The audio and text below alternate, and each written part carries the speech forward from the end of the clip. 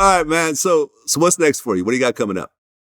I'm shooting movies now, man. I direct, a lot of stuff, man. I think that's a passion of mine, man. I finished one movie, which is my life story, which gonna be coming soon.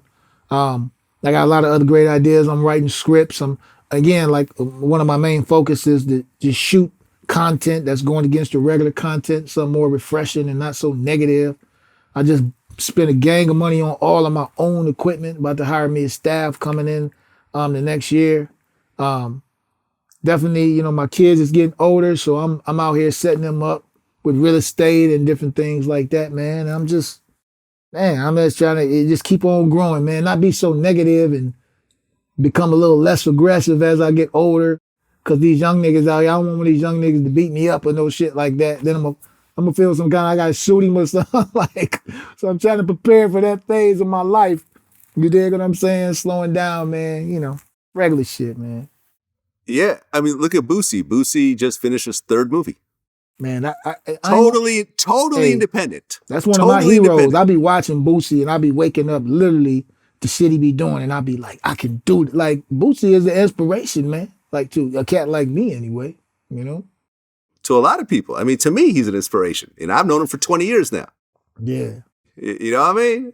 I mean, you talked about setting up your kids. When you see, for example, what's happening with Master P and Lil Romeo, how they're beefing with each other, and Master P was like, "Yo, you're 33 years old. Like, I did everything to keep, I got our family out the ghetto and had, and you grew up in mansions and so forth, and I helped get your career on track, but you're in your 30s now. What do you expect me to do for you?"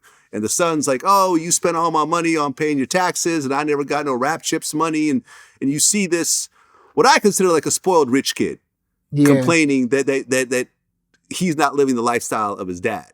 You look at, for example, like Shaq. Shaq had this interesting interview where he talked about his kids. And he's like, "I told my kids, we're not rich. I'm rich. We're not rich. I'm the rich one here." Yeah. I mean, now granted, like, you and I don't have Shaquille O'Neal money, but like, you do live, you've showed your house. You live in a nice house. You're comfortable.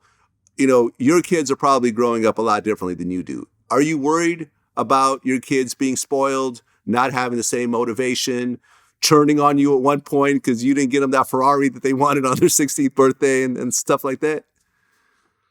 Actually, yeah. But I mean, that's just most stuff for me to figure out how to deal with. My kids are definitely spoiled. And I think that kind of sting you even more if you didn't have nothing and you did something for them and they kind of became spoiled off of that. When you work to the bone, because at this point, I also look at, like, I paid a lot of child support. I just bought my first kid his car, a brand new car, and different stuff like that. And you got to understand that before these kids are kids, that they're humans. And they're going to get used to the way that you treat them, whether it's good or bad. And I do worry about them getting, because I already had a situation with two of my oldest boys, you know what I'm saying? And I'm just fighting trying to figure out and not let my ego get so involved, because I'm aggressive. And I be wanting to fight. Like, y'all grown. Like, you hear what I'm saying? But it's definitely a challenge, man. I'm trying to figure it out like anything else, man. Yeah, man, that's life for you. You just gotta deal with it as it comes and do your best and realize that these kids, even though they came from you, they're gonna go off and do whatever the hell they want, just like you did, on your parents. Right. I'm sure your mom wasn't planning, on you going to prison for 11 years, but ultimately, the way you turned out ultimately made her smile. It saved me, actually. I ain't never wanted to, give credit to no prison about nothing, but that silence saved me.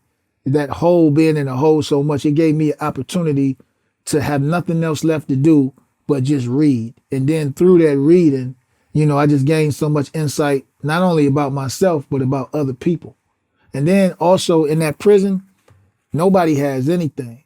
And so I'm just gonna give you one story, and I know you gotta go or whatever, but like, I ain't like gay people. And I didn't like gay people just because that it was a like a hood taboo, like it was taboo, like, yo, you gay ass nigga or whatever. Like that I grew up in that time like that. And so I took that same thought process to prison. So I used to sit at the table eating, and cat that was gay would come try and sit down. I'd throw his food on the floor. Like, nah, you ain't we here, blah, blah, blah. And then the situation happened. It was a dude that I didn't even know he was gay, right? And I used to talk to him sometime, kick it with him or whatever. Never even knew he was gay, right? Very briefly though, right? So got into it with a group of dudes, and this dude came and fought with me. You dig what I'm saying? And then cats was like that he was gay, but in my mind it just clicked in that people are people, man.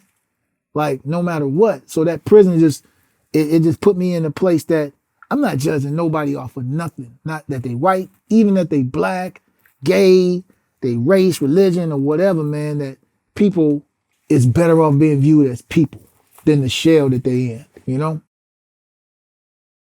Yeah, I mean, J. Cole, who I know you're a fan of, Yeah. had this line said, "Ain't no such thing as a life that's better than yours," and that's true.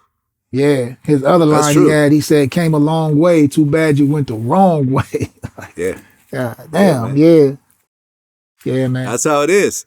Lyfe Jennings, man, always a pleasure. I've been a long Definitely. time fan from the first time I saw you play at the Apollo before you had a record deal. I knew that you were a talent.